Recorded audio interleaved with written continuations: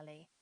We see Xenia's sister Olga as a new mother, learn of her brother Michael's feelings on being suddenly nominated Tsar by their brother Nicholas II when he abdicated, and discover how Empress Alexandra Fyodorovna felt about being exiled with her family to Tobolsk.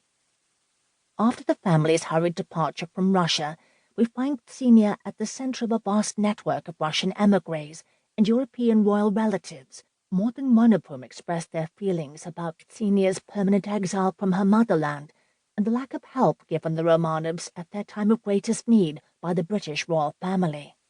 Thus, our book offers a fresh perspective on the problems faced in exile by the surviving members of the Russian imperial family.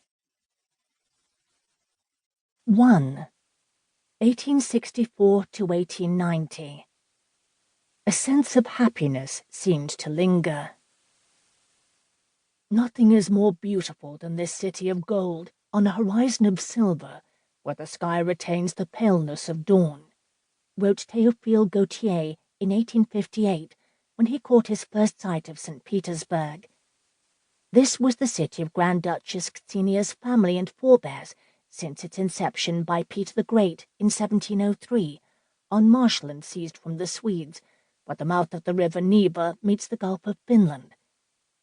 By the 19th century, it was one of the most beautiful capitals in Europe, elegantly classical with wide boulevards, enormous squares, and majestic canals.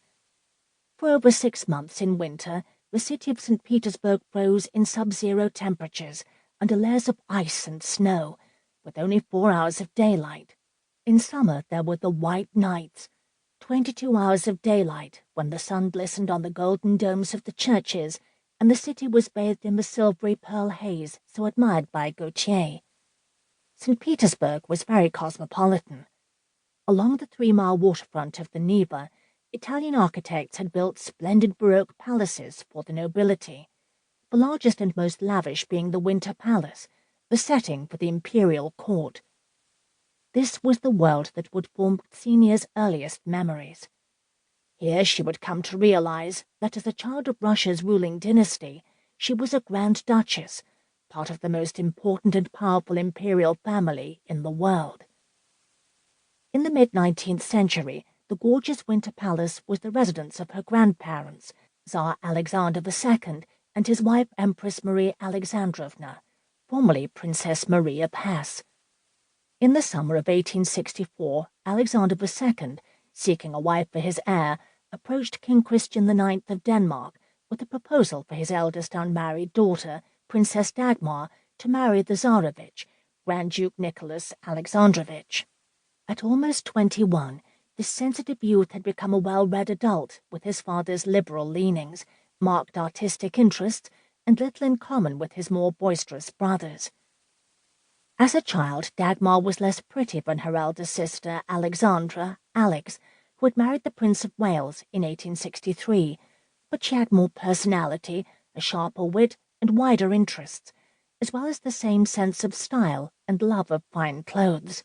According to one of their playmates, Bernhard von Bülow, the future Chancellor of Imperial Germany, Dagmar was livelier and cleverer than her sister, but desperately hard-headed. Accompanied by Count Stroganoff and a large suite, the Tsarevich travelled to Copenhagen to meet the Danish royal family. A betrothal was virtually a foregone conclusion, but the two young people also fell deeply in love. Amid lavish family celebrations, it was announced that they would marry in the spring of 1865. Yet it was not to be. On a visit to southern Europe, Nicolas was confined to bed for several weeks while being treated for an abscess. He became too weak to return home, and by Christmas he was evidently dying. Princess Dagmar and members of her family joined the sorrowing relations at his bedside at Nice, as on the evening of 24 April 1865, New Style, the thin-waisted young heir slipped away. After a suitable period of mourning, a devastated Dagmar, knowing what was expected, dutifully transferred her affections to the new Tsarevich, the Tsar's second son, Alexander.